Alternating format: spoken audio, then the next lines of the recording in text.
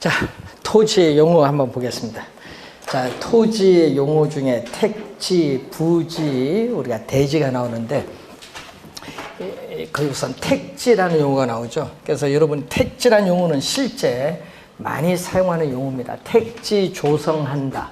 택지 개발 예정 지구 지정한다. 그래서 택지는 주거용 주택이 있죠. 이 주거용 주택, 이 상업용, 점포, 그리고 공업용 공장이죠. 그래서 이 주거용, 상업용, 공업용 등으로 현재 이용 중에 있거나 앞으로 이용 가능한 토지가 택지라고 해요. 자, 지금 우리 건물이 있는 밑에 땅, 여기 있죠? 건물이 있는 이 땅도 택지고요. 우리가 임야를 택지로 조성해서 앞으로 건물은 안 지었어요. 임야를 택지로 만들었죠. 평평하게 건물 지을 수 있도록. 그것도 택지예요. 그러니까 건물이 있든 없든 하여튼 주거용, 상업용, 공업용 등으로 현재 이용하고 있거나 앞으로 이용 가능한 토지를 전문용어로 뭐라고 하냐면은 택지라는 용어를 사용해요. 택지. 이 택지는 이 건축법이라고 있어요. 공법에 건축법상의 건축이 가능한 모든 토지를 나타내는 대지와 비슷한 용어. 건축이 가능한 모든 토지를 나타내는 대지와 건축법상의 대지와 비슷한 개념이고, 자, 이것은 건축할 수 있는 토지예요. 택지는 건축할 수 있는 토지인데, 이 건축할 수 있는 토지에다가 건축이 불가능한 토지가 있어요. 이 건축할 수 있는 토지에다가 건축이 불가능한 토지까지 더해줬어요. 이 두 개를 더해준 이 토지를 여러분 부지라고 해요. 부지. 부지는 둘 다 포함합니다. 그래서 우리는 어떤 일정한 용도에 제공되는 바닥 토지예요. 그럼 일정한 용도에 제공되는 바닥 토지인데, 자, 그러면 주거용 주택, 예? 주거용지겠죠. 뭐 이런 식으로. 그러면 또 뭐가 있어요? 도로용 부지, 용도 뒤에 철도용 부지, 하천용 부지, 건물용 부지, 학교용 부지, 종교용 부지, 하여튼 용도 뒤에 부지만 붙이면 돼요. 예? 그런데 문제는 학교용, 건물용은 건물 지을 수 있는 토지지만은 도로용, 철도용, 하천용은 건축이 불가능한 토지예요. 그래서 하여튼 건축할 수 있는 토지인 택지에다가 건축이 불가능한 토지까지 더해서 무슨 개념? 부지의 개념으로 본다. 부지는 어떤 일정한 용도에 제공되는 바닥 토지다. 용도입니다. 용도에 제공되는 바닥 토지다. 이렇게 보시면 되고, 택지보다는 부지가 더 넓은 개념이에요. 자, 그리고 또 시험 문제에 또 많이 나오는 용어 중에 여러분 나중에 토지 거래하면요 제일 많이 들을 거예요. 뭐가 있냐? 맹지라는 용어가 있어요. 자, 여러분 도로가 있는데 도로에 A라는 토지가 있고 이렇게 B라는 토지가 있어요. 그래서 이 B라는 토지가 A라는 토지에 완전히 둘러싸여 있어요. 완전히 둘러싸여서 이 도로와 전혀 맞닿은 부분이 하나도 없어요. 이 토지를 우리는 이 B라는 토지를 뭐라고 하냐? 맹지라고 해요. 맹지. 그래서 맹지라는 용어를 또 우리 실제 토지 거래할 때 많이 씁니다. 근데 가격이 싸요. 맹지는 왜 가격이 싸냐 그러면은 A라는 토지 소유자의 토지를 통해서 도로에 접해야 되니까 가격이 쌀 수밖에 없어요. 그래서 맹지는요 가격도 싸지만 건축할 수가 없어요. 왜? 다른 사람의 토지를 통해서 출입을 해야 되니까. 그럼 건물을 지으려면 뭐를 해야 돼? A라는 토지 소유자로부터 대가를 지불하고 통로를 개설해야 돼요. 그렇기 때문에 가치가 상당히 낮습니다. 맹지가. 맹지가 가치가 낮는데 가끔 있죠. 도로가 개설된다. 여러분 있죠? 토지가 수용돼서 이렇게 도로가 개설된다 하면 맹지가 도로에 접하면 어떻게 돼요? 이때는 건축할 수 있으니까 가격이 폭등하죠. 이럴 때는 어떻게 돼요? 대박 맞은 거예요. 네, 이런 게 좀 드문데 가끔 있어요. 요즘 왜 도시를 개발하다 보면 맹지가 어떻게 돼요? 도로에 접하는 경우가 많아요. 요즘에 특히 평택 같은 경우도 좀 많이 개발되다 보니까 그런 경우도 많고. 자, 그래서 신도시 개발할 때 이 맹지가 가격이 많이 뛰는 경우가 많습니다. 맹지. 자, 우선은 자, 이런 용어 한번 확인해 두시고, 맹지가 또 우선 중요한 용어다. 맹지. 자, 그리고 여러분 교재 22페이지 보시면은 또 필지와 핵지가 있죠. 자, 필지와 핵지는 부동산 여러분 활동상의 개념인데, 자, 필지와 핵지를 보면은 필지는 토지 소유자의 권리를 구분하는 거예요. 토지 소유자의 뭐를 구분하냐면요, 권리를 구분하는 개념. 예? 토지 소유자의 권리를 구분하는 이 법률상의 단위 개념, 법적인 개념이에요. 필지는. 그래서 토지니까 토지 대장이 있겠죠. 토지 대장에 등록을 해야 돼요. 그래서 우리는 토지가 있으면은, 그럼 여기에 17번지, 18번지, 19번지 뭐 이런 식으로 있으니까 20번지 하면요, 이게 뭐죠? 토지의 주민등록번호예요. 지번. 토지의 주민등록번호가 지번인데, 이렇게 하나의 지번, 이렇게 하나의 이렇게 지번으로 둘러싸인 토지로서 법률적인 토지의 등록 단위를 뭐라고 하냐? 필지라고 해요. 필지. 이게 필지. 근데 문제는 면적 보면 이게 더 면적이 크죠. 면적과는 아무런 관계는 없어요. 필지는 뭐는 관계없다? 토지의 면적과는 아무런 관계가 없다. 토지의 면적과는 관계가 없는 개념이야. 무슨 개념이다? 등록. 우리는 하나의 이렇게 지번으로 둘러싸인 토지로서 법률적인 토지의 무슨 단위? 등록 단위를 말한다. 등록 단위. 그래서 요거 한 개에, 이 18번지 하면 요거 한 개의 소유권이 미치는 범위가 어디까지냐. 이 범위와 한계를 표시해 주는 개념이 필지 개념입니다. 필지. 자, 필지는 토지의 면적과는 아무런 관계가 없고요. 그리고 핵지는 요거는 가격 수준을 구분한 겁니다. 가격 수준을 구분하기 위한 경제적 개념이다. 이건. 자, 필지는 법적 개념이고 핵지는 경제적 개념. 가격 수준을 구분한다. 자, 이 가격 수준을 구분하는데, 이 가격 수준이 비슷한 일단의 토지다. 자, 여러분 평당 17만 원, 평당 17만 원, 평당 17만 원 비슷하다. 그럼 요 세 개를 묶고, 여기 평당 이건 20만 원이다. 비슷한 요 세 개를 묶은 게 뭐다? 핵지가 되는 거예요. 핵지. 그러니까 가격 수준이 비슷한 일단의 토지다. 가격 수준이 비슷한 일단의 토지. 그래서 여러분 가격 수준을 구분하는데, 그래서 여러분 기준이 있거든요. 구분하는 기준, 행정적, 법률적 조건도 있고, 자연적, 인위적 조건도 있고, 물리적 조건도 있는데, 이런 조건에 의해서 다른 토지와 구별이 되나 가격 수준이 비슷한 그 일단 묶는 거예요. 일단의 토지를 뭐라고 한다? 핵지. 그래서 핵지는 가격 수준이 비슷한 일단의 토지다. 그 시험 지문에도 가격 수준이 비슷한 이 말이 꼭 뜨게 돼 있어요. 2년 전에도 그런 지문으로 또 출제합니다. 그래서 여러분이 그 밑에 박스 표에 가격 수준이 비슷한 이 말이 나오거든요. 그게 포인트가 돼. 박스의 1번에. 그게 시험 문제 나오면 그게 포인트예요. 가격 수준이 비슷한.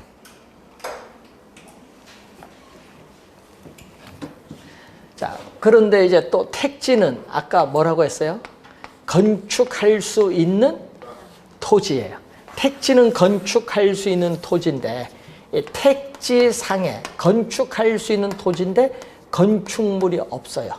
또 택지상에 또 건축물이 있을 수도 있어요. 네? 이 택지 위에 건축물이 없으면 이 토지는 뭐라고 하냐? 나지라는 용어를 써요. 나지. 건축물이 있으면 이걸 뭐라고 한다? 건부지라고 해요. 건부지.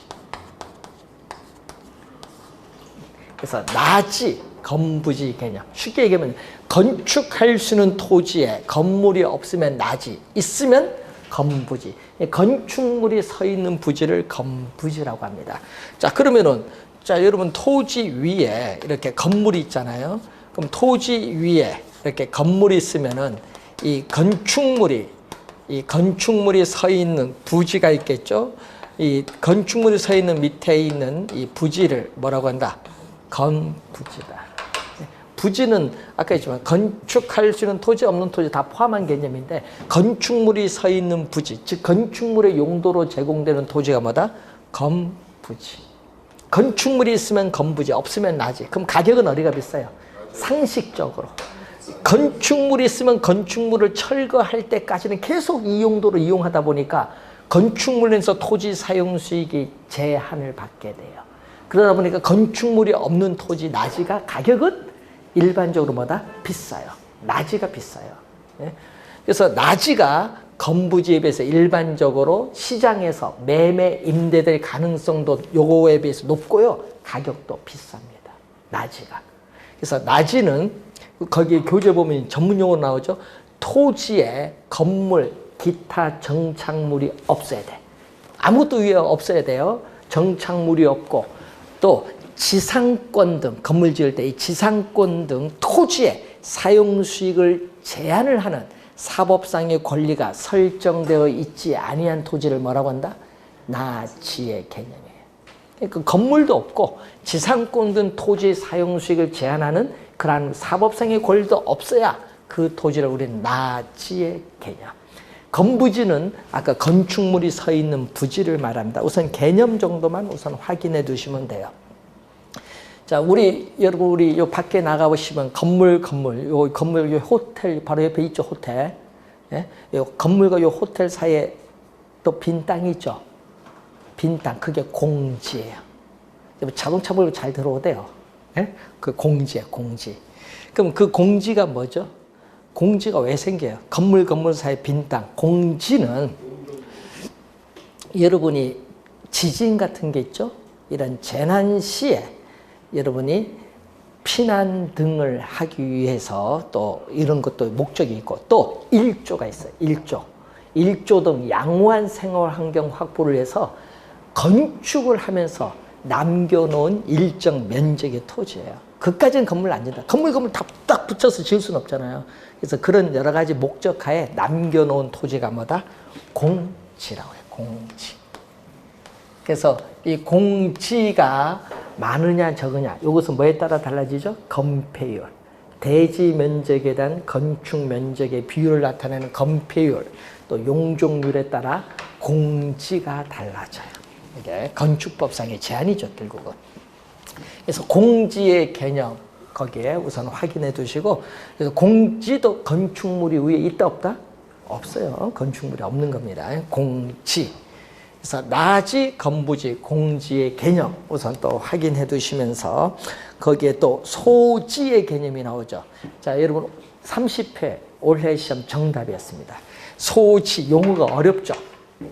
그래서 원래 뭐 정답을 묻는 것 같은데, 자, 그래서 원래 강의할 때도 소지가 정출제된다고 얘기를 많이 했는데 그만큼 용어가 어려워서 그래요. 소지 안 들어보면요 이거 잘 몰라요. 그래서 우리 건축할 수 있는 토지가 뭐죠? 택지잖아요. 이 택지 등으로 개발하기 전에 자연 있는 그대로의 토지. 여러분 개발되기 전을 하면 뭐야? 우리 일반적으로 논, 밭, 전답이죠. 논, 밭, 임야예요. 이것을 뭘로 만드는 거예요? 우리 토지를 수용해서 건축할 수 있는 토지 뭘로 만든다? 택지로 만들잖아요. 그래서 소지는 쉽게 논밭, 임야. 택지 개발되기 전 상태에 있는 토지, 논밭, 임야. 자연 있는 그대로의 토지를 소지라고 해요. 이 개념을 30회 시험에 정답으로 출제를 했습니다. 그러니까 우리가 보면요, 좀 출제원들 보면 여러분 약간 어렵다 싶은 용어를 출제를 좀 자주 하죠. 소지를 우선 출제를 했고, 공한지는 공지와는 다른 개념. 자, 공지와 뭐는 같다? 공한지는 같은 개념이 아니라 다른 개념. 요것도 헷갈리시는 분이 많아요. 그래서 공지와 공한지는 다른 용어입니다. 공한지도 뭐다? 택지예요. 그럼 공한지도 택지면은 건축할 수 있는 토지예요. 그럼 건축할 수 있는 토지인데 건축을 하지 않습니다. 네?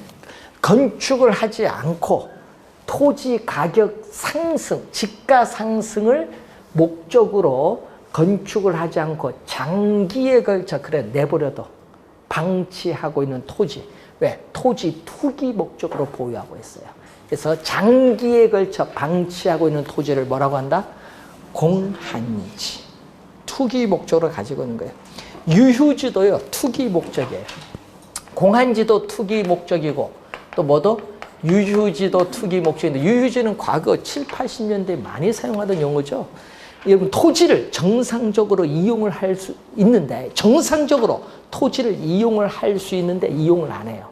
이용을 하지 않고, 또 투기 목적으로 바람직스럽지 못하게 이용을 하지 않고 놀리고 있는 토지가 뭐다? 유휴지. 그래서 옛날에 보면 유휴지 대책이 많이 나왔거든요. 이것도 둘 다 투기 목적이야. 정상적으로 토지를 이용할 수 있음에도 이용을 하지 않고 바람직스럽지 못하게 그래 놀리고 있다. 이용하지 않고 그래 놀리고 있다. 비슷한 용어야, 공한지야. 이거 둘 다 투기 목적입니다. 요즘은 유휴지라는 용어는 사용을 잘 안 하죠. 과거에 많이 사용한 용어죠. 자, 후보지, 이행지 개념도 또 출제를 많이 하는데, 자, 토지가 실제로 이용되고 있는 용도에 따라 지역을 크게 우리가 분류해요. 토지가 실제로 이용되고 있는 용도에 따라 크게 분류한다. 대분류. 대분류를 하는데 크게 우리는 택지 지역, 농지 지역, 임지 지역으로 이렇게 분류합니다. 이때 주의해야 될 건요. 라든지 농지라든지 임지는 감정평가상의 용어예요. 감정평가상의 용어인데 임지 지역의 지목이 뭔지 아세요? 임지 지역의 지목은요. 임야예요. 임야, 지명, 산. 그리고 농지 지역의 지목은 뭔지 아세요? 네, 세 가지 있어요. 전은 밭이고요. 답은 논이에요. 과수원. 전답, 과수원이에요. 지목. 농지 지목은 전답, 과수원입니다. 택지, 농지, 임지는 감정평가상의 용어고요. 자, 우선 지목인데 택지 지역은 뭐가 된다? 주택지역 또는 주거지역. 자, 주거지역 또는 주택지역, 상업지역, 공업지역으로 나누는데 문제는 이때 주거지역, 상업지역은 지목이 돼요. 돼. 그건 지목이 되고 공업지역은 지목이 뭐다? 공장, 용지예요. 지목이 우리 보면은 여기 28개의 지목이 있는데 그 중에서 이제 지목을 이제 몇 개로 한번 이제 나눠본 겁니다. 자, 그런데 여러분 가끔 있죠. 우리 신도시를 개발하기 위해서는 임야나 전답을 수용해서 뭐를 만들어야 돼? 택지로 만들어서 개발해야 돼. 그러면은 임야, 산을 택지로 만든다든지 전답을 또 수용해서 택지로 만들어야 돼. 이때를 우리는 용도적 지역의 전환이란 말 써요. 전환. 용도적 지역의 전환. 이게 임지 지역에 있는 토지가 택지 지역의 토지로 전환되고 있다. 이렇게 해야 돼요. 그러니까 여러분 임야를 토지를 수용을 해서 택지로 조성 중에 있는 토지. 이게 바로 뭐다? 후보지라. 그 개념을 무슨 개념? 후보지 개념. 후보지 개념. 그러니까 임지지역, 농지지역, 택지지역 요 상호 간에 요 세 개 상호 간에 용도가 전환 중에 있는 지역의 토지를 뭐라고 한다? 후보지의 개념. 후보. 그건 이제 배울 거예요. 그건 후보지 개념. 그러니까 전답을 뭐 택지로 만든다든지 임야를 택지로 만드는 게 이게 후보지 개념. 우리 신도시 개발할 때 나오는 용어가 후보지 개념이에요. 일반적으로. 자, 그런데 또 후보지도 있지만 거기에 또 뭐가 있다? 이행지 개념이 있어요. 이행지. 그러니까 요걸 잘 구별해야 돼요. 시험 문제. 시험 문제는 요 구별을 정확히 할 줄 알아야 되는데, 자, 이 택지 지역에서 이런 게 있거든요. 자, 여러분 과거에 보면은 충남 방적은 어디 있었냐 하세요? 여러분 충남 방적이요. 이 천안역 바로 앞에 있었어요. 천안역 바로 앞에. 전주 가면 또 뭐가 있어요? 또 거기 또 방적 회사가 또 하나 있어요. 그것도 유명한 방적인데 그 회사들을 이제 보면은 또 수원 가면 한일합성 거기 한일합섬 있고 또 어디 있었어요? 거기 또 수원 가면은 북선 쪽에 한일합섬 있고 나중에 SK도 없어졌는데 인더스트리 거기도 공장이 없어졌는데 그 다 공업적이잖아요. 그러면은 처음에 이 공업적 공장 용지인데 예? 이것이 20년, 30년 지나니까 이제 뭘로 들어왔어요? 과거는 도시 외곽인데 지금은 도심으로 들어오잖아요. 세월이 흘러가니까. 그럼 도심에 공장이 있으니까 어렵잖아요. 예? 각종 어떻게 돼요? 화학 물질, 폐기물이 나오니까. 그러니까 어떻게 돼요? 외곽으로 이전을 해 가야 되니까 어떻게 돼요? 공업 지역을 어떻게 돼요? 철거를 해서 외곽으로 이전하고 그 지역에 뭐가 들어와요? 이제 철거했으니까 택지잖아요. 건물 철거하면 택지지 뭐. 건물 철거는 뭐다? 택지인데 그것을 뭘로 짓는 거야 이제? 대규모 아파트 단지 짓잖아요. 그러니까 택지 지역 내 공업 지역의 공장이 외곽으로 이전하면서 그 공장 건물을 철거해서 아파트로 지금 건설 중에 있어요. 이런 토지를 뭐라고 한다? 이행지라고 해요. 그런 토지가 이행지. 그런 토지를 이행지. 예? 그래서 이행지는요, 동일 용도적 지역 내입니다. 그럼 택지 지역 내. 그러니까 내가 들어가거든요. 택지 지역 내에서 공업지역이 주거지역으로 바뀌고 있다. 그럼 이행지. 그럼 또 뭔가 주거지역이 뭘로 바뀔 수도 있어요? 상업지역으로 또 바뀔 수도 있죠. 이때도 이행지 개념. 이행지 개념. 또 공업지역이 또 뭘로 바뀔 수도 있어요? 또 상업적으로 바뀔 수도 있죠. 이것도 이행지 개념이죠. 이행지 개념. 그런데 신도시를 개발하기 위해서 뭘까? 이 전이 뭘로? 주거지로 바뀌고 있다. 예? 이건 후보지예요. 왜? 전은 뭐다? 농지지역이고 주거지역은 택지지역이니까 용도적 지역이 다르죠. 다르면 후보지 개념이에요. 동일 용도적 지역 안에서 움직이는 것은 무슨 개념? 이행지 개념. 이행지 개념. 자, 여러분이 과수원이 뭘로 바뀔 수도 있어? 과수원이 과일 뭐 만들어도 어떻게 돼? 수확을 해도 이익이 없다. 손해만 나온다. 그러면 과수원 없애고 뭘로 만들 수도 있어요? 천으로 갈 수도 있죠. 이건 무슨 개념? 이행지 개념. 이행지. 농지 지역 안에서 움직이는 이행지 개념. 이런 것은. 그래서 여러분 후보지 이행지 개념을 잘 구분해 두셔야 되는데 실제 우리가 많이 또 현실적으로 나타나는 용어죠. 근데 여러분 실제 거래할 때 후보지 이행지라는 용어 잘 안 쓰죠. 근데 실제 많이 보고 있는 현상입니다. 그래서 시험 문제에 또 자주 출제가 되는 용어가 후보지 이행지 개념. 자, 선은 고합선을 얘기합니다. 선하지, 고합선 아래에 있는 토지를 얘기합니다. 여러분 고합선 아래에 있는 토지가 좋아요, 나빠요? 나쁜 걸 아는데 그러니까 어떻게 돼? 고합선이 들어온다 하면 여러분은 반대를 하죠. 반대. 왜? 가치가 떨어지니까. 그래서 우리 밀양 같은 경우에 보니까 뭐 고합선을 어떻게 산이니까 어떻게 산을 뭐 어떻게 방법이 없잖아요. 지하로 갈 수는 없잖아요. 그러니까 산 연결하면서 고합선 간다 하니까 반대하는 이유가 뭐냐면은 여러분 고합선 들어오면요 인간의 몸에도 나쁜 영향 주지만은 우리 인간 몸 전기죠. 짜릿짜릿한 것도 있죠. 재료 잘못하면 짜릿짜릿하는데 그러다 보니까 뭐가 돼? 전기가 안 좋은 영향을 줘요. 여러분 고합선이 들어오면은 그럼 작물도 영향을 줄까 안 줄까요? 예? 여러분 농산물에 영향 주죠 당연히. 그러니까 어떻게 반대를 하는 거예요. 그러면 그 농산물 생산하는데 영향을 주니까 피해가 발생하니까 보상을 해줘야 되는데 그 보상액이 적절한가 아닌가 그것 때문에 그래요. 보상액 문제지 결국. 그런데 그래서 요즘 고합선은 이제 지상으로 안 가고 어디로 가요? 지하로 갑니다. 옛날에는요 거꾸로 했어요. 옛날은 도시 개발을 먼저 하고 고합선은 나중 간다. 요즘은 그렇게 하는 게 아니라 요즘은 고합선 도로를 밑으로 먼저 깔고 그 후에 이제 도로가 개설되면서 건물이 들어가요.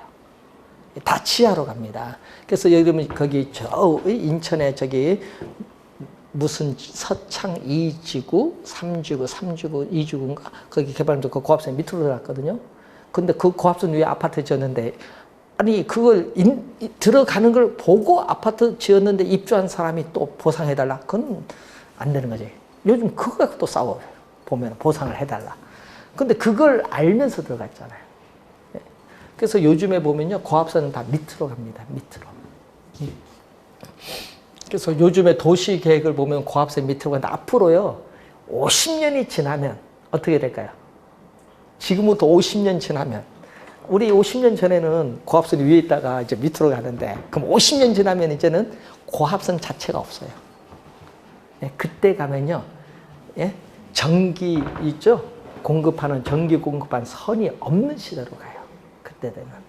그때 가면. 그만큼, 그때 가면 기술이 그 정도로 개발되지 않을까 예측을 하고 있죠. 그러니까 앞으로 미래에 가면은 점점 더 기술은 발달해서 좋아지는데 그만큼 어떻게 돼요? 여러분의 일자리는 없어지는 거지, 그만큼. 예? 그만큼 이제 앞으로는 이제 선하지. 그래서 선하지도 뭐다? 감가가 발생해. 토지 가치가 감소해요. 감가는 토지 가치가 뭔다? 감소합니다. 그러니까 토지 이용이나 거래 시에 제한이 있을까 없을까요? 당연히 거래에 제한이 많죠. 누가 거기 살려고 하겠어요? 제한이 많습니다.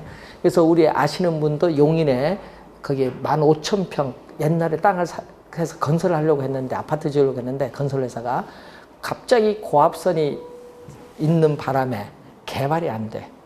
고압선 있으면요, 대통령 할아버지가 와도 절대 개발이 안 돼. 반대하죠, 당연히. 그래서 지금 고압선이, 그래서 뭘로 가야 돼? 지하. 그리고 여러분 삼성 그 고덕에도 뭐 들어와야 돼요? 공장 가동하려면 뭐가 들어와요? 고압선이 들어와야 되는데, 문제는 고압선 들어오려니까 그 지나가는 마을에서 반대를 하겠죠. 예? 반대하겠죠. 뭐 산 넘어서 들어와야 되니까. 그러니까 어떻게 돼? 예?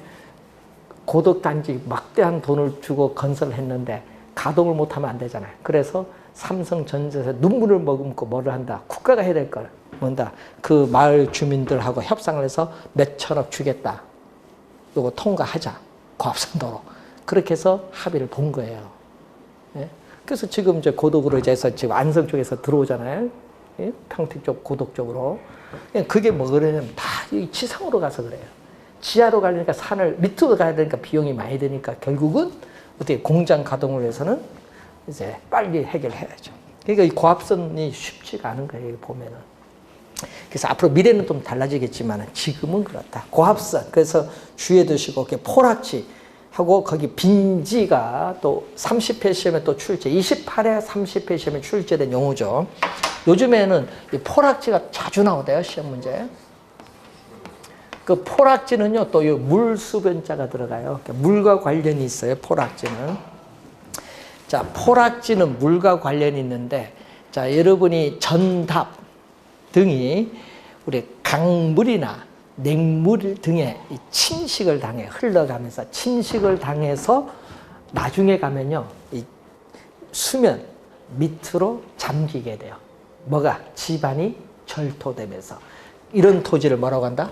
포락지. 예, 수면 밑으로 잠긴 토지인데, 이것은 특히 중국 가면은 이런 토지가 상당히 많이 보입니다. 중국은 특히 뭐죠? 강이 범람하는 경우가 많다 보니까 그런 현상이 많이 벌어집니다. 포락지. 수면 밑으로 뭐다? 잠긴 토지가 됩니다. 여러분, 우리 송나라 수도가 어디예요? 과거 중국의 송나라 수도. 송나라, 그 다음에 원나라, 명나라, 청나라 이렇게 오거든요. 송나라 시대 때 수도가 중국의 개봉입니다. 개봉. 한번 놀러 가보셨어요? 중국 개봉. 네? 원각에만 가셔, 장각에. 개봉이 중국, 거기 송나라 수도인데요. 그 수도를 세월을 흘러가니까 못 찾는 거예요. 수도. 분명 수도가 개봉인데, 없어. 왕궁도 없고, 뭐도 없고, 이상하다. 사람도 이상하죠. 그런데 문제는 그게 세월을 가면서 강물이 계속 범람을 한 거예요. 범람을 해서 어떻게 돼? 지도가 바뀐 거예요. 개봉은 개봉인데 지도가 바뀐데 거기 강 밑에 있어요. 어떤 분이 바다에서, 그 강에서 낚시하다가 발견한 거예요. 뭐 이상한 게 올랐는데, 신고했더니 그 바다 밑, 그 강 밑이요? 팔았더니 거기에 왕궁이 나타나는 거예요. 예. 그러니까 하도 범람을 해서 어떻게 도시를 강물이 그 위로 싹 해버린 거예요. 왕궁 있던 지역은. 그래서 지금 송나라 수도는 강물 밑에 있습니다. 중국은 그런 게 많아요. 옛날 보면요. 치수 이러면서 강이 벙남 진짜 많이 했어요. 장강, 양쯔강 이런 거 보면은. 그래서 포락지가 우리나라보다는 중국이 좀 많을 거예요. 이게. 포락지. 그리고 시험 문제 요거 구별할 수 있는가 요걸 출제했거든요. 28회 시험도 그렇고 30회도 시험고. 빈지도 요도 물과 관련이 있거든요. 이 법적으로는 소유권이 인정 안 돼요. 자, 여러분 여기 지적공부상에 등록된 토지인데 자, 서양 가면은 우리가 만조가 됐을 때 만조 수의선이 있어요. 물이 들어왔을 때 만조 수의선으로부터 지적공부상에 등록된 요 사이에 있는 땅이 있어요. 자, 여러분 그 서해안 대천 해수욕장 가면요. 물이 들어왔을 때 그 대천서 그 위에 시멘트에서 올라오는데 그 보면은 그 만조됐을 때 약간의 거기 백사장이 있어요. 그 백사장이 뭐다? 빈지. 만조 수의선으로부터 이 지적공부상에 등록된 요 사이에 있는 땅. 예? 그러니까 육지와 요 바다 사이에 있는 요 땅을 뭐라고 한다? 우리는 빈지란 말이에요. 빈지. 그러니까 요거는 법적으로는 소유권은 인정되지 않습니다. 소유권은 인정되지 않고 우리가 실제 이용함으로써 얻는 이익은 있는 토지예요. 그래서 빈지를 이 공유수면 관리 및 매립에 관한 법률에서는 이걸 우리나라에서 뭐라고 한다? 바닷가라고 해. 빈지를 바닷가라는 용어. 빈지 용어. 요게 반대되는 용어. 빈지와 반대되는 용어가 법지라는 용어가 요 두 개가 반대되는 용어예요. 그러니까 법지는 말 그대로 법적으로는 소유권은 있어요. 소유권이 있는데 실제 이용함으로써 얻는 이익은 없는 토지예요. 이런 법지 하면 이 얘기거든요. 자, 여기 지금 요 빗금친 부분이 다 땅입니다. 그럼 빗금친 부분은 전부 땅. 전부 땅이에요. 토지에. 근데 요 위에 주택이 있습니다. 주택이 있고 요 밑에도 이렇게 주택이 있습니다. 주택이 있는데 그 밑에는 뭐죠? 지금 요 밑에 있는 요 땅들은 뭐예요? 요 밑에 있는 요 땅은 택지예요. 택지. 요 지금 흰 선은 택지예요. 건축할 수 있는 수평 투영면상에 있는 요 토지는 택지. 택지 조성해서 지금 주택 지어 놓은 거죠. 그럼 택지인데 그럼 택지의 유효 지표면 요 경계. 요 경계와 이 경사진 요 부분 사이에 있는 요 땅 있죠. 요 땅이 뭐가 된다? 바로 법지. 경사진 부분에 있는 토지인데 문제는 경사진 부분의 토지가 여기 안 좋아요. 잘못하면 뭐가 돼? 토지의 붕괴로 인해서 주택이 뭐 할 수 있다? 무너질 수 있기 때문에 뭐를 설치한다? 보통 축대를 설치를 하죠. 그때 요 경사진 부분의 토지는 소유권은 인정이 돼요. 측량 면적에도 포함되고. 그렇지만은 실제 이용함으로써 얻는 이익은 없어요. 이런 토지를 우리는 법지라고 해요. 법지. 경사진 요 부분에 있는 토지를 법지. 그래서 빈지, 법지에 있어서 개념인데 여러분 30회 시험에 요 두 용어가 나온 거죠. 요 두 용어 또 출제를 했습니다. 자, 우선 몇 가지 용어 한번 확인해 봤고요. 자, 주택의 분류는 나중에 요거는 건축법을 배우면은 더 쉽게 이해가 되는데 여러분이 주택 거래를 하려면 요거 좀 알아야겠죠. 주택 거래를 하면 단독주택, 다세대주택, 다가구주택, 연립주택, 아파트, 네? 다중주택 이런 용어를 실제 여러분 공인중개사 자격증을 따서 거래를 하려면 요 용어를 알아야 돼요. 네? 건축법상의 용어다 보니까 건축법도 잘 알아야 되겠죠. 자, 여러분 26페이지 보시면은 토지의 특성이 나오죠. 토지의 특성은 크게 이 자연적 특성과 인문적 특성으로 나눠보는데, 자, 오늘 우리 배울 용어 중에는 이 자연적 특성을 배울 텐데, 이 자연적 특성은 토지가 자연적으로 주어졌어요. 인간의 노동이라는 힘이 작용함이 없이 이 자연적으로 우리가 주어져 있는 물건이라고 해요. 자연적으로 주어져 있는 물건, 자연물이에요. 토지 자체는. 그럼 자연물이기 때문에 어떻게 돼요? 원초적, 선천적, 원초적으로 주어졌다. 선천적, 원초적으로 주어지는 게 바로 이 자연적 특성이다. 자, 이 자연적 특성인데, 이 자연적 특성에서 우선 부동성 있고, 부증성, 그러니까 영속성, 개별성, 또 요 네 가지를 출제위원들은 출제를 많이 하고, 뭐 하나 더 포함시키면 인접성까지 우리가 포함시키는데, 시험 문제는요, 특히 요 네 가지를 제일 많이 출제를 합니다. 시험 지문에는. 자, 여러분 27회 시험, 26회 시험, 30회 시험의 정답은 요걸로 물었어요. 그리고 우리가 9회 시험에는 부증성으로 출제했어요. 29회 시험, 28회 시험은. 그러니까 28, 9회는 부증성에서, 26회, 5회, 그리고 여기에 어떻게 그래? 30회는 영속성에서 정답 물었어요. 그러니까 시험 문제는요, 이쪽에서 우선 우리가 지문들을 많이 구성해서 나온다. 자, 부동하면 뭐죠? 움직이지 않는다. 움직이지, 여기 아니할 부, 움직이지 않는 특성. 그럼 움직이지 않는다. 그러니까 여러분, 토지는 움직이지 않는데 동사는 뭐죠?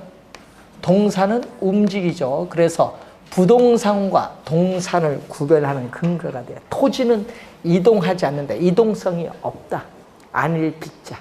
이동성이 없고 동산은 이동성이 있기 때문에 부동산과 동산을 구별하는 근거가 됩니다. 그 시험 문제, 또 우리 부동성 하면 제일 많이 출제되는 용어가 바로 국지화라는 용어예요. 국지화. 부동산 활동 및 부동산 형상을 우리가 국지화시킨다. 근데 자, 토지가 속해 있는 그 지역, 토지가 속해 있는 지역 범위 안으로 뭔가 국한 안에 국한시킨다. 이런 얘기예요. 한정시킨다. 그래서 국지화라는 용어를 시험 지문에 진짜 많이 출제하는 게 바로 부동산. 이 지문을 제일 많이 내요. 자, 그래서 부동산 활동 및 부동산 활동을 둘러싼 여러 가지 부동산 형상을 토지가 속해 있는 지역 범위 내로 국한시킨다. 국지화. 그러기 때문에 뭐를 한다? 우리는 국지화되기 때문에 토지가 속해 있는 지역이 다른 지역과 또 다른 특징이 있겠죠. 그래서 이 토지가 속해 있는 지역을 분석을 해야 돼요. 토지의 가치에 영향을 미치는 우린 지역 분석에 있어서의 필요성이 나타난다. 그 지역이 다른 지역과 구별이 되는 중요한 특징이 있거든요. 그것을 분석을 해야 된다. 왜? 토지 가치에 많은 영향을 주니까.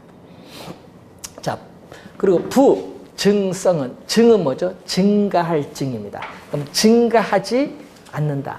자, 여러분 공장에 생산 비용을 투입을 하면 그 공장에서 상품 생산량은 늘어납니다.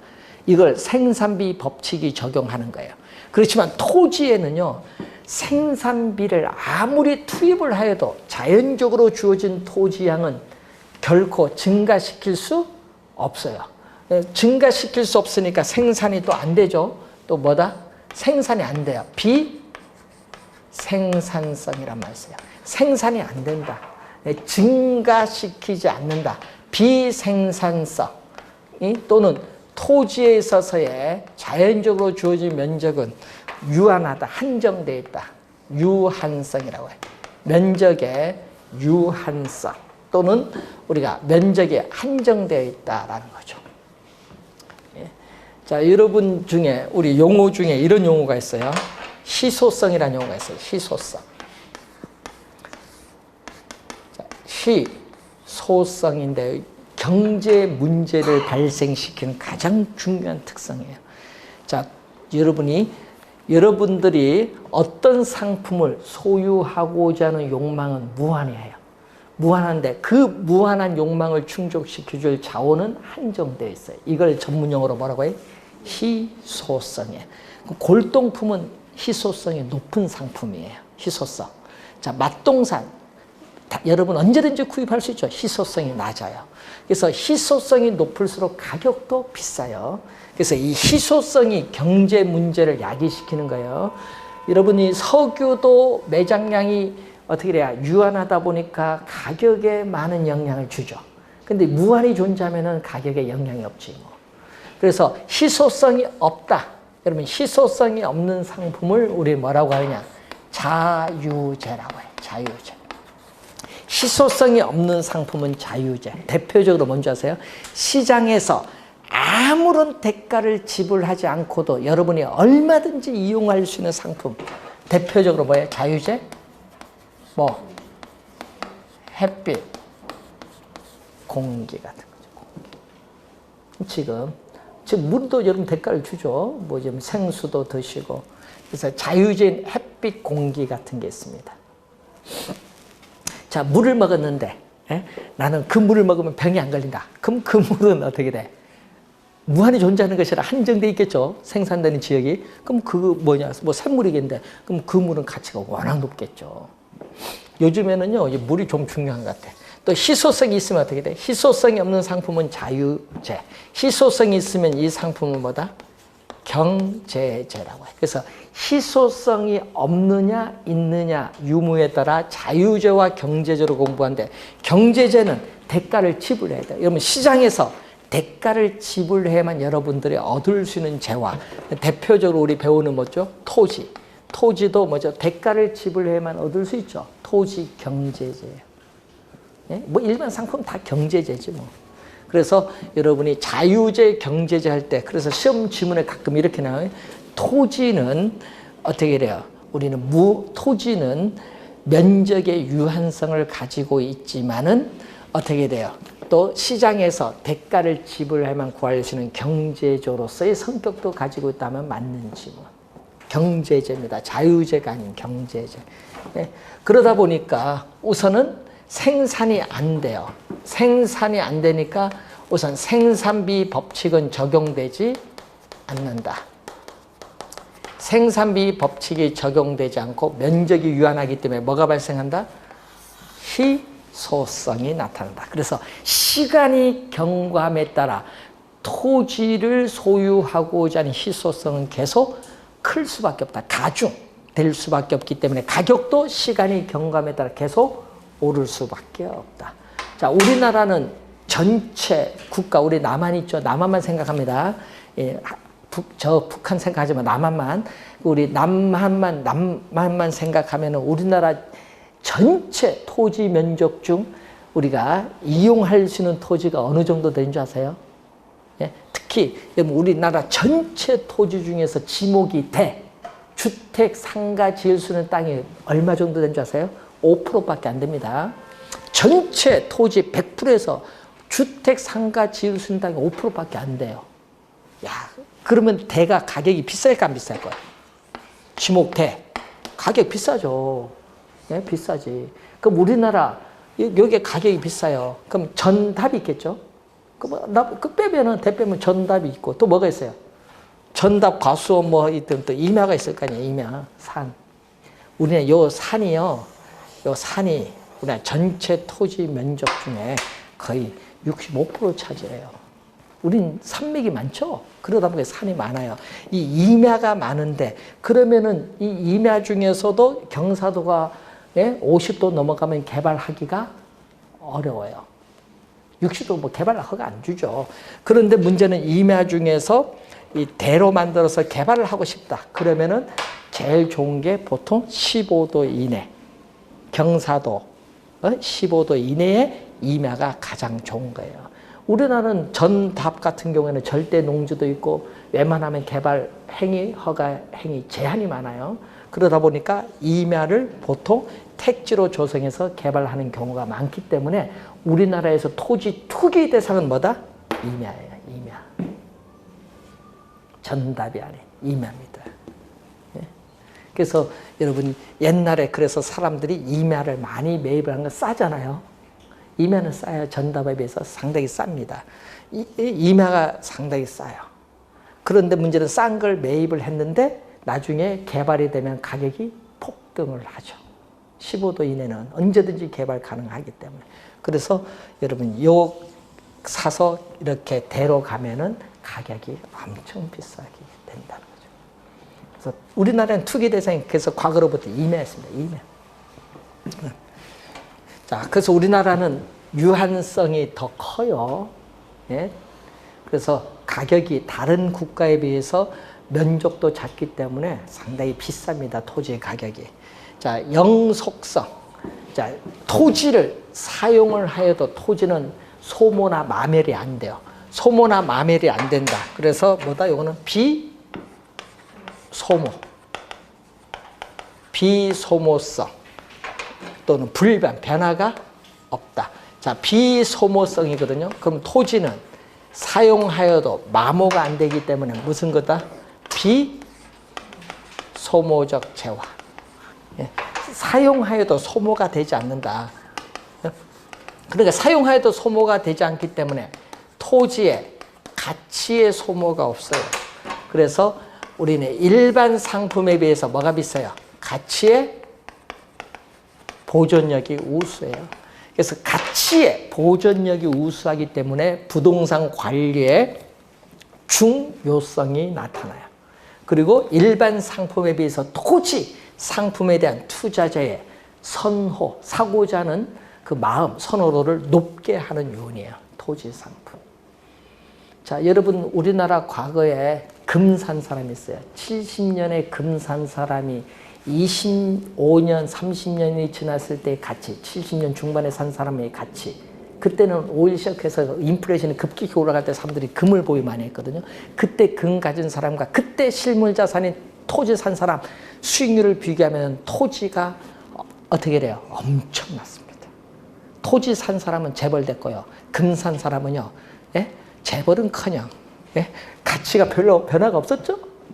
금 자체가 언제 많이 올랐어요? 우리 IF 지나서 금 가격이 좀 올랐을 뿐이지. 그때 당시 뭐 한 돈에 어떻게 돼요? 그때 뭐 3만 원, 4만 원 했나? 그때 당시가 지금 얼마? 14, 5만 원 하나요? 20만 넘었어. 이야, 계속 오르네. 왜 금모기할 때 금을 줬는지 모르겠네요. 네. 금모기할 때 금을 우리가 다 줬잖아요. 근데 대단하신 분들이야. 그 돌 다 모아뒀던 거 다 줬으니까. 그거 가져간 기업은 기업에서 국가가 수집해서 기업에서 외국에 매각한 거 아니에요. 그 가진 기업은 어떻게 돈 벌었죠. 금 가격이 오르니까. 근데 우리 받을 때는 얼마? 조그맣게 주고. 그래서 상당히 이게 가치 보존력이 우수해요. 토지. 그래서 이 토지가 또 사용하여도 소모가 안 돼요. 그래서 감가가 있다 없다. 물리적으로 사용하여도 소모가 안 돼요. 그래서 물리적으로 우리는 토지 가치 감소는 없어. 물리적으로 감가상각 이론은 적용되지 않는다. 100만 년 전의 토지가 지금도 토지야. 변화가 없어요. 물리적으로 감가가 발생하지 않는다. 그래서 토지의 소모를 전제로 하는 이론은 성립될 수가 없어요. 영속성, 비소모성, 불변, 변화가 없기 때문에. 자, 그리고 개별성인데, 자, 토지는 위치가 고정되어 있는데 그 고정된 토지마다 지형, 지세, 지반 등이 다 다릅니다. 그래서 물리적으로 똑같은 토지는 오직 하나밖에 없어요. 그래서 동질성이 없어요. 비동질성. 또 물리적으로 다 다르기 때문에 토지 대체는 또 물리적으로 불가능하다. 비대체성이라고 해요. 그러니까 비대체성. 그래서 토지가 다 다르니까 토지 간의 비교 어렵습니다. 토지 간의 비교가 어렵고 또 우리는 토지 시장에서 토지 상품 간에 있어서 우리는 비대체성이 완전한 대체 관계 다 다르다 보니까 완전한 대체 관계가 어렵다. 왜? 여러분 주거용 하면 용도가 비슷하면은 어느 정도 대체는 가능하지만은 어떻게 또 지형 지세가 다르기 때문에 완전한 대체는 어렵다. 그래서 완전한 대체 관계를 뭐 한다? 제약을 해요. 여러분 용도 면에서 비슷하면은 어느 정도의 대체는 할 수 있지만 완전한 대체 관계는 뭐 한다? 제약한다. 이 지문도 시험에 많이 나오고요. 또 토지에 있어서의 가격, 지가죠. 토지 가격을 지가 또는 토지로부터 얻는 수익을 우리는 다 다르죠. 개별화시켜요. 개별적 또는 구체적으로 접근한다. 개별화, 구체화, 개별화, 구체화, 개별적, 구체적으로 접근하게 한다는 그러한 내용입니다.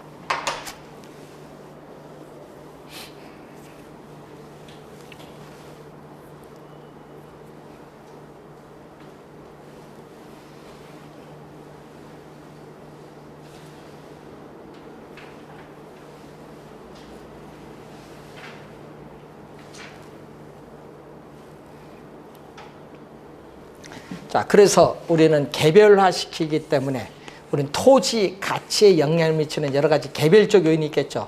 뭐 폭이라든지 가로와의 접근성이라든지 이런, 그래서 우리는 개별 분석, 토지 가치에 영향을 미치는 이 개별적인 요인에 대한 분석이 또 필요하다. 자, 여러분 지역 분석의 필요성은 부동성이지만은 이 위치는 고정되어 있고 토지마다 다르다는 개별성의 특성으로 인해서 토지 하나하나 개별적으로 분석을 해야 될 필요성이 나타납니다. 그래서 좀 토지 가격이 다 다르다 보니까 어떻게 돼요? 여러분이 토지 가치를 정확하게 알기는 어려워요. 그렇기 때문에 뭐가 필요해? 감정평가사에서 토지 가치에 대한 정확한 추계가 필요해요. 그래서 감정평가가 필연적으로 나타날 수밖에 없어요. 그래서 여러분 감정평가도요, 정확하지 못해요. 예를 들면 사람에 따라서 평가에 편차가 있기 때문에 우리는 감정평가사 보통 2명 이상의 평가사들이 평가 가격을 뭘로 해요? 평균해서 우리는 보상을 들어가죠. 그래서 가끔 얘기하죠. 국가가 선정한 한국감정원에서 평가사를 우리는 이용 안 하겠다. 어떻게 토지 수용 당하는 사람, 여기 사람들이 개별적으로 감정평가법인에 우리가 감정평가사를 개별적으로 선임하겠다. 서로 싸우고 막 그래요. 왜 그러냐? 평가를 어떤 방식으로 평가에 따라 가치가 달라지니까. 나중에 보면 배울 텐데 뭐 우리 토지 조성된 가격으로 평가할 거냐, 현재 있는 상태로 평가할 거냐, 여러 가지를 다 봐야 돼요. 그러다 보니까 문제가 생기는 거예요. 여러분 보면 표준지 공시지가라는 게 있거든요. 우리 2월 말에 발표하는데 그 가격이 상당히 낮아요. 토지 실제 거래되는 가격과 표준지 공시지가 가격 차가 심합니다. 그런데 문제는 보상을 해줄 때는요, 표준지 공시지가로 보상해 주니까 어떻게 돼? 보상받는 사람이 기분 나쁘거든요. 너무 적어요. 네? 이런 판교 예를 들어볼까요? 판교는 토지 수용을 할 때 그때 거래는 한 평당 2천만 원이에요. 판교. 그런데 수용당해서 대는 170에 보상받았어요. 그런데 임야는 얼마? 30만 원. 전답이 6, 70만 원에 보상받았어요. 가격이 똥값이지. 그러니까 데모 안 하겠어요? 막 욕하면서 하는데 또 보상은 그렇게 가져가죠. 개발사 발표한 그 해입니다. 그러면 예를 들어서 우리가 1996년에 발표했다. 그럼 1996년에 표준지 공시지가 그걸 가지고 보상해줘요. 근데 발표해서 2003년에 4년도에 개발됐다. 그럼 개발하면은 그때 보상 돈 받잖아요. 언제 거? 96년 기준에서 보상받았어요. 2004년도. 보상받을 때 세금 낼 때는 2004년으로 내야 돼. 그러니까 세금도 왕창 가져가고 보상은 쭈꾸매주고 그러니까 열받지. 그럼 어떻게 돼? 보상해준 그 해의 세금으로 가져가야 되는데 그러니까 이게 문제가 있는 거예요. 법에. 그때는 또 따져야죠. 그래서 뭐가 많아요?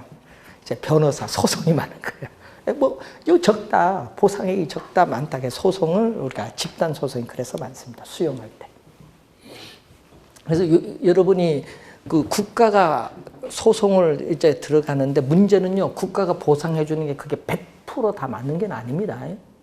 가끔 어떻게 돼요? 법원 판결에서 더 보상해 줘라 이런 판결도 나와요.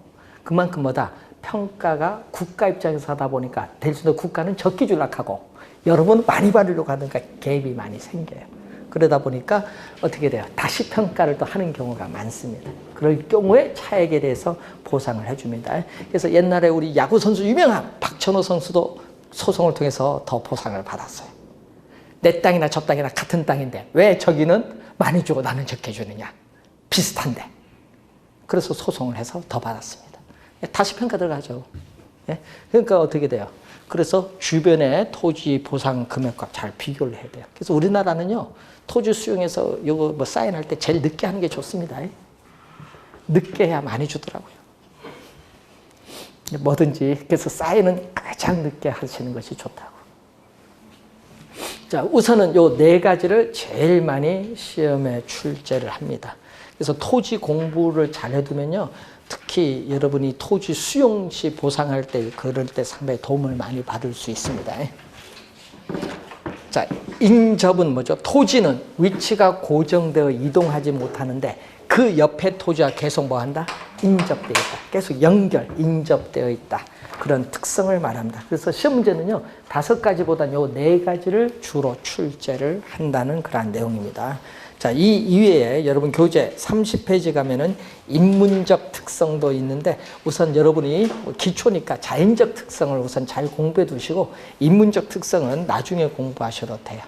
우선 자연적 특성부터 잘 기억을 해 두시고 우리가 다음 시간에 여러분 교재 34페이지에 부동산 활동, 형사, 그리고 경제, 수요, 공급 이론에 대해서 우선 시장의 수요 공급에서 가격이 어떻게 결정되는가 내용, 경기 변동에 관련된 기본적 사항을 한번 다음 주에 강의를 진행하도록 하겠습니다. 자, 여러분 기초는요, 공부하고자 할 때 용어만 한번 크게, 여기는 요거 있다는 것 정도만 알고요. 본격적 공부는 기본서 교재 나오고 더 깊은 내용 들어가서 그때 공부해 두시면 돼요.